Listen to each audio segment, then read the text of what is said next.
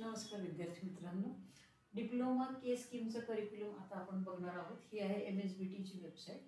याच्यामध्ये आपण स्कीम के मध्ये प्रोग्राम सिलेक्ट करणार आहोत. त्यामध्ये सगळ्यात आधी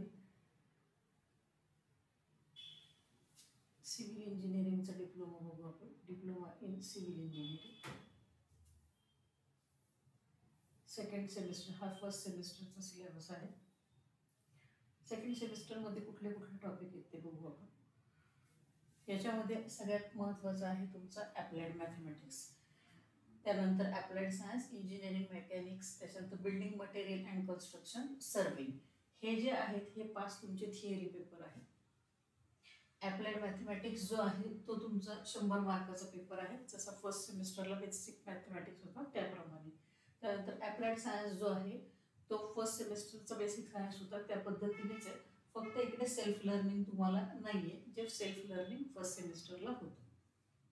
त्यानंतर इंजिनिअरिंग मेकॅनिक्स हा जो सब्जेक्ट आहे हा परत तुम्हाला 100 मार्काचा थिअरी सब्जेक्ट आहे. बिल्डिंग मटेरियल अँड कन्स्ट्रक्शन हा थिअरी सब्जेक्ट आहे, तो परत आहे तुमचा 100 मार्काचा.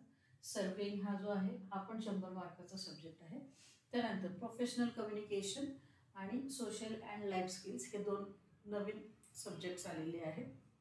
तर हे 2 आहेत, असे टोटल तुम्हाला आहेत 7 सब्जेक्ट्स आणि टोटल जे आहे ते तुमचे 900 मार्काचं. टोटल 900 मार्काचं जे आहे ते सेकंड सेमिस्टर आहे सिव्हिल इंजिनिअरिंगसाठी. त्यानंतर आपण पुढे बघू.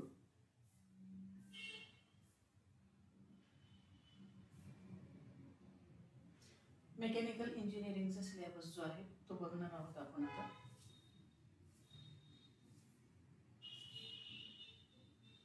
डिप्लोमा इन मेकॅनिकल इंजिनिअरिंग त्याचा हा फर्स्ट सेमिस्टरचा सिलेबस होता. सेकंड सेमिस्टरला मेकॅनिकल इंजिनिअरिंगमध्ये काय आहे ते बघू.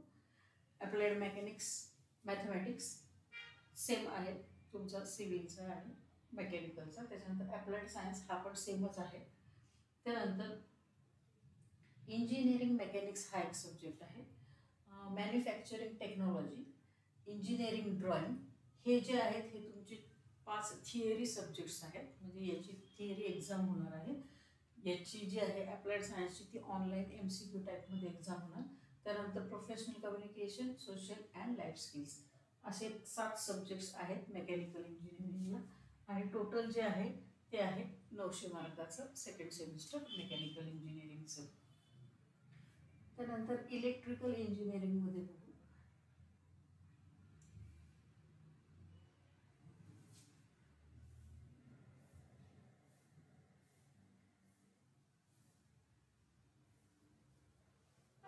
इलेक्ट्रिकल